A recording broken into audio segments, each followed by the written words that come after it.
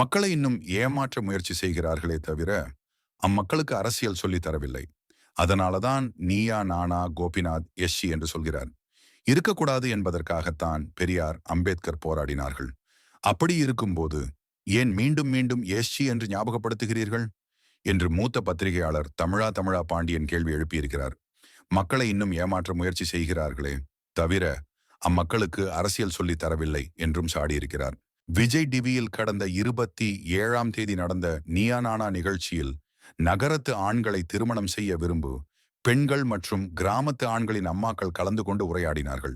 நகரத்து ஆண்களை திருமணம் செய்து கொள்ள விரும்பும் பெண்களிடம் ஒரு பட்டியலின ஆணை கல்யாணம் செய்து கொள்வேன் என்பவரை கோபிநாத் கைதூக்க சொன்னார்.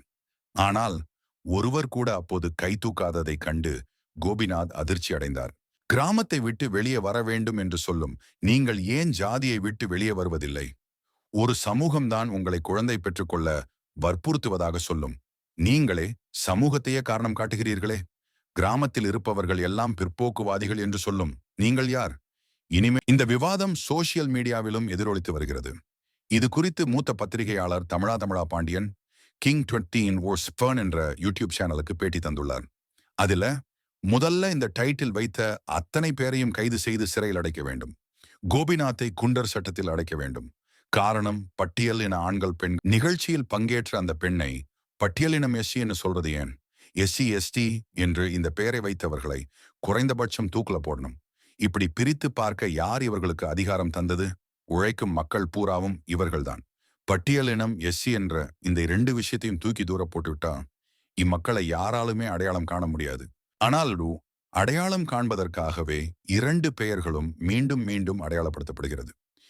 நீயா நானா நிகழ்ச்சியில் பேசிய பெண்ணின் பெயரை சொல்லி பேச வைத்திருந்தால் அந்த பெண் பின்வாங்கி இருக்க மாட்டார். ஆனால் பட்டியலினம் என்று சொன்ன பிறகுதான் நிகழ்ச்சியில் ஒரு சலசலப்பு ஏற்பட்டது. பட்டியலின பெண்களை யார் திருமணம் செய்து கொள்வது என்ற விவாதத்தை கோபிநாத் எழுப்பியிருக்க தேவையே இல்லை. அந்த சமூகத்துக்கு கல்வியை மட்டும் தந்துவிட்டால் அப்பெண்கள் ஐடி துறைக்கு செல்வார்கள், அதிகாரிகளாக செல்வார்கள். ஆனால் அவர்களுடைய அடையாளம் எங்கே பார்க்கப்படுகிறதோ, அவர்களின் அடையாளம் எங்கே பராமரிக்கப்படுகிறதோ அங்கேதான் அவர்கள் எஸ்சி மக்கள், எஸ்டி மக்கள் என்று இனம் காணப்படுகிறார்கள். நகரங்களில் அப்படி இனம் காண முடியாது. தொட்டால் தீட்டு என்பதை யார் முடிவு செய்வது? இந்து மதம்தான் முடிவு செய்கிறது. கிறிஸ்தவ, முஸ்லிம், பௌத்த மதத்திலும் இப்படி ஒரு பிரிவினை கிடையாது. இப்படி உலகத்திலே கிடையாது. இந்து மதம் மட்டுமே இப்படி மனிதனை முடிவு செய்கிறது. காரணம் இந்து மதம் என்பது பார்ப்பனர்களின் மதமாகும். விஜய் டிவி நிகழ்ச்சியில் எஸ்சி என்று சொல்லியிருக்கவே கூடாது. அப்படி சொன்னால் பிசிஆர் சட்டம் உங்கள் மீது பாயும். நீங்கள் சிறைக்கு தள்ளப்படுவீர்கள். சாதி இருக்கக்கூடாது என்பதற்காகத்தான் பெரியார் அம்பேத்கர் போராடினார்கள்.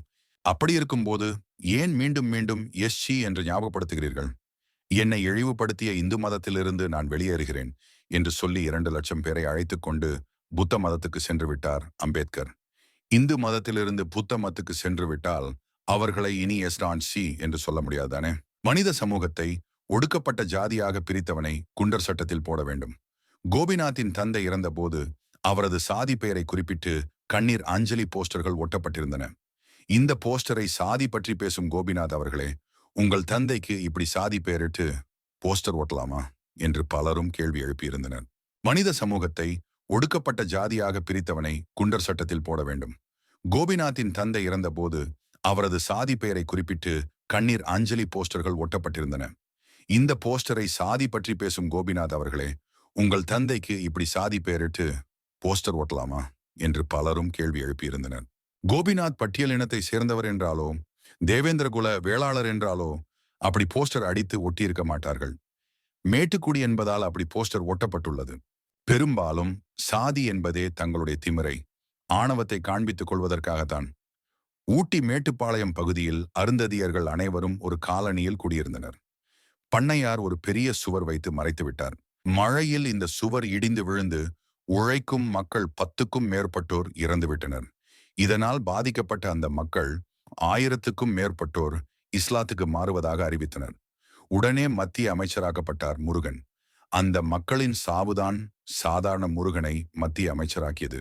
60 வருட அரசியல் செய்யும் அதிமுக, திமுக 2 கட்சிகளும் விஜயை கண்டு பயப்படுகிறார்கள். மக்களை இன்னும் ஏமாற்ற முயற்சி செய்கிறார்களே தவிர அம்மக்களுக்கு அரசியல் சொல்லித் தரவில்லை.